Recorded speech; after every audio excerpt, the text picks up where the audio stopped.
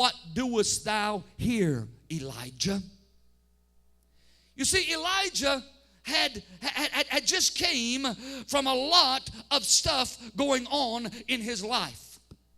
Now, I've heard some preachers preach, and they used a different text, and they preached it in their way. You know, that Elijah was, running and all, and he was. But Elijah had just, he was a man, and, he wasn't some, super-powered person. He was a man just like you and I that God used in a very powerful way. But he's still a man. He had blood going through his veins. He suffered pain at times. But just a few of the things that he had went through. Elijah had the Lord tell him to go and hide by the brook Cherith at the beginning of chapter number 17.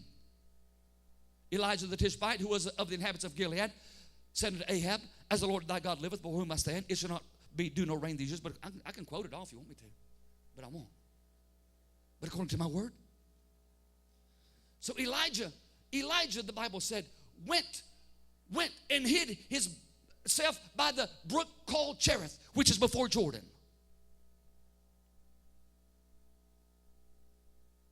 You see, he said, it's not going to rain for 3.5 years.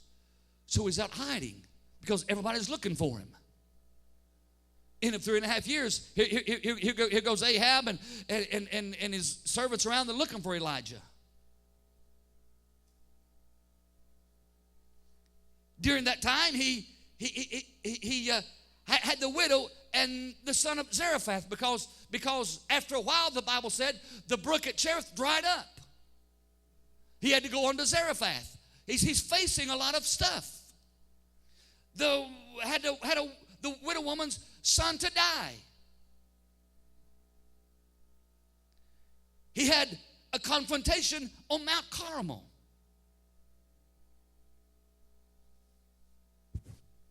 I'm not preaching on those subjects. I'm just giving you a few of them. Then after that, because he slew the prophets of Baal, now he's got Jezebel after him.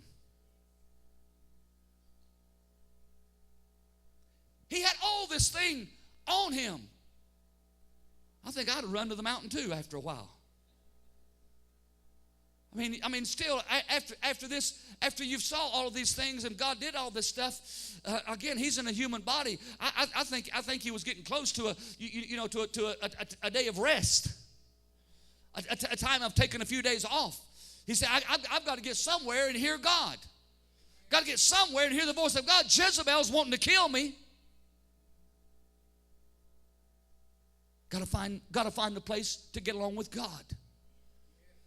And you see, understand why that God allowed Elijah to hear all these things, the wind and the thunder and the fire and the earthquake and all that, and God wasn't there. God was wanting Elijah to understand. You had to come to the mountain, and I'm going to speak to you, but I'm not going to speak to you in the way that you think I'm going to speak to you. You might think I'm in the fire because God's in the fire. Yes, He is at some time. He's in the earthquake. Yes, He is at some time. He's in this. Yes, He is at some time. But there's this particular time, He was in a way that Elijah had never heard Him. He was in a still, small voice. Elijah wasn't waiting on the still, small voice. He was wanting God to just yell out from heaven, "Oh, man of God, you've done a great thing. You're a great guy." Because that's the way we all want. We all want a glad, hand on the back and a pat on the back and say you climbed that mountain. You did a great job. You climbed the ladder and did a wonderful thing. But you see, when Elijah finally heard God's voice, it was that still small voice. And you see, he had to get quiet. He had to get quiet. How many times have people thought, because I'm probably one of the worst of screaming and yelling when I preach, but that's not what it takes. But how many has ever thought, because the preacher wasn't screaming and hollering, that it just wasn't a good service, because that's what they had their spirit tuned to. That's what they had their mind tuned to, that's how the service was supposed to be. And if the preacher's not jumping and screaming and hollering, well, it wasn't a good service today. It just wasn't anointed. But were you listening for the still small voice today? Because maybe God wasn't speaking in that way. Maybe God wanted your spirit to be calm today, and where He could speak to you in that still small voice. Learn to climb the ladder. Learn to get up where God is. Learn to understand you've got to get away from all of the hustle and bustle and rustle around you. Tell the devil, like we're going to tell him tonight. Now tonight I'll probably be screaming and running and standing on my head and gargling BBs all at the same time. That takes a lot. Shooting my 6-shooters, I don't have none, but shooting my 6-shooters and all. Telling the devil he better bite the dust. But this morning, God is saying we must be able to climb the ladder. If we want to win the match, the prize is at the top of the ladder. We got to climb up there, get above the situations that we're in, and let God begin to speak to us. I got to hurry. You see, because after all of that, in Matthew chapter number 4, listen. Then Jesus led up of the Spirit unto the wilderness to be tempted of the devil. And when he had fasted 40 days and 40 nights, he was afterward hungered. And when the tempter came to him, he said, he was always trying to run you down. If thou be the Son of God, you know, he's always coming to you and I. Oh, if you're the Christian you say you are, devil bite the dust. If thou be the Son of God, command these stones to be made bread. But he answered and said, this is Jesus, it is written, man shall not live by bread alone, but by every word that proceedeth out of the mouth of God. Then the devil, listen, because I just got a word for you in a moment. Then the devil taketh him up unto the holy city, and setteth him on a pinnacle of the temple.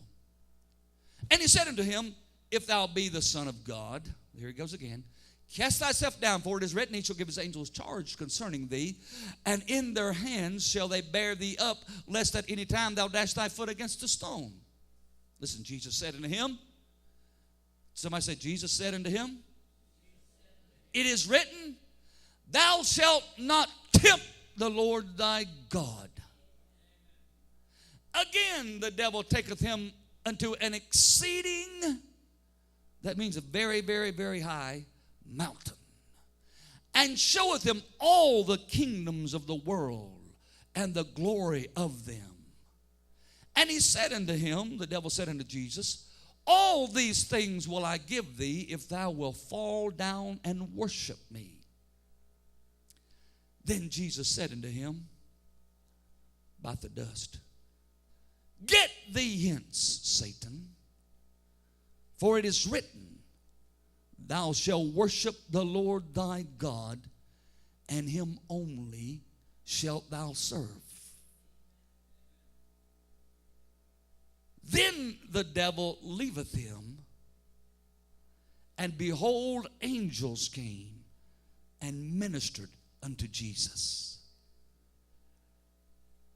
If you get anything from this little message this morning, understand this. I'm going to hold it for a minute. Understand this. You and I need to climb to that ladder to the top to hear the voice of God. But I just read you a scripture that the devil had to go to the mountain to hear the voice of God. Huh? He didn't understand it all. He thought he could deceive Jesus. the Son of the living God.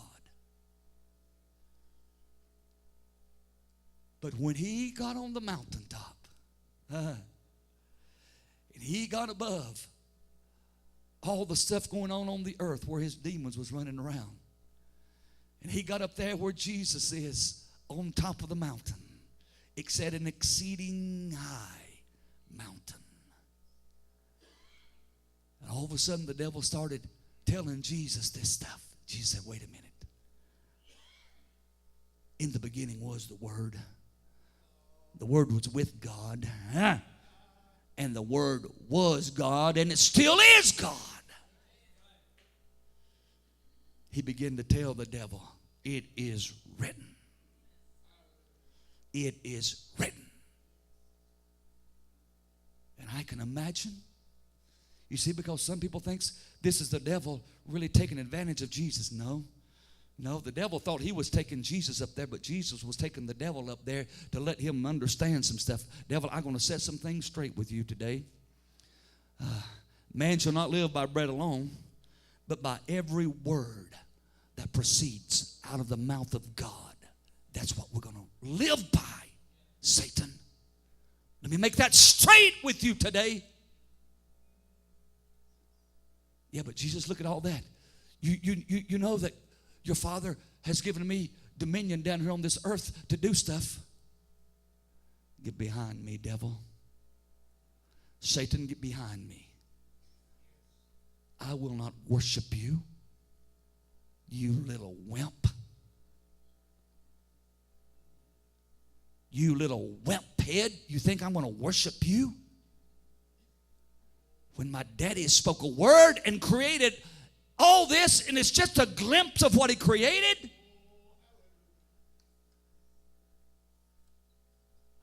You wimp devil, I will not worship you.